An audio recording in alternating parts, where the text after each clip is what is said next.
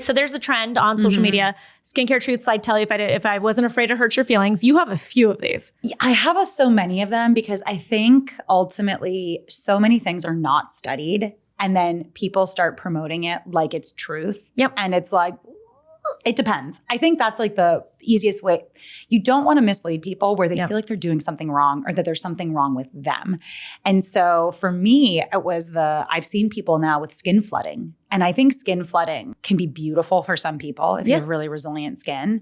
I have perioral dermatitis. Perioral dermatitis is extremely complicated because a lot of dermatologists I speak to, they're like, we don't really know what the pathology of this is. Yeah. Different things trigger for different people. But the one thing I hear consistently is that they see it usually clear up when people stop using so much skincare. It can be a trigger. It's not just retinol, which can be a trigger, or like actives and things like that. It's the retinoids for me. Right? And so it's like for different people, it's everything. And so, but when you're recovering, if you start putting tons of barrier repair and ointments, they all started cringing. They're like, stop using all those, just dry out your skin. Yeah. Because the flare will heal faster. We don't know why. Yeah. And will it be studied? Maybe. I don't know. There's so much perioral dermatitis, it seems, going around, but that might be the internet. But I will say, I talked to a lot of estheticians and dermatologists because I was just curious because I haven't had perioral dermatitis in years. I had it in my 20s. Yeah. And then I cleared it up because I did a skin fast, which was essentially no skincare, just my prescription and a hat, like no sunscreen even. Yeah, I know. I know. People freak out whenever they tell you stop the sunscreen, everything. Yeah, but the dermatologist was like, stop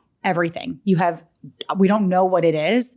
It's probably not going to get studied. And that was over 15 years ago. And it's still not studied. Still not studied. So it's like in the abundance of caution, just stop. And so what happened? It immediately cleared up. And I made a bunch of videos about this and the amount of people. It's all anecdotal, right? Like it's not proven, but like, I'm like, why not just try it? If it doesn't work, it doesn't work, but it's saving you money and it's potentially going to help you out so that you know something in the future. It might not work, but at the end of the day, for me, I'm like preaching caution and saving your money. I'm never like, you can get mad at me for that all day long. Yeah. That's totally fine. I want to help people with their skin. Totally.